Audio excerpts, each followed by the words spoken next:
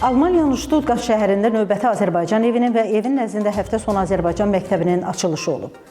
Açılışda Azərbaycan Respublikasının Diasporla İş üzrə Dövlət Komitəsinin sədri Fuad Muradov, Azərbaycan Respublikasının Almaniya Federativ Respublikasındakı səfirliyinin müşaviri Samir Rızayev, Türkiyənin Stuttgartdakı baş konsulu Makbulə Koçak-Kaçar, Avropanın müxtəlif ölkələrində, Almaniyanın ayrı-ayrı şəhərlərində yaşayan soydaşlarımız, xaricdəki bir sıra Azərbaycan evlərinin rəhbərləri və yerli ictimaiyyətin nümayəndələri iştirak edib. Diasporla İş üzrə Dövlət Komitəsinin sədri Fuad Muradov, Prezident İlham Əliyevin rəhbərliyi ilə həyata keçirilən müasir diaspor siyasətindən və diasporla ortaq fəaliyyətin şaxələndirilməsindən danışıb, dünyanın müxtəlif ölkələrində Azərbaycan evlərinin, həftə sonu məktəblərinin açıldığını qeyd edib. Bildirilib ki, Azərbaycan evləri, həftə sonu məktəbləri, o cümlədən ölkəmizin birinci vitse-prezidenti Mehriban Əliyevanın təşəbbüsü ilə yaradılan Qarabağ onlayn məktəbləri 3-cü, 4-cü nəsil diasporun ana dilini öyrənməsi baxımından üstünlüklər və yeni imkanlar yaradan ən uğurlu modeldir.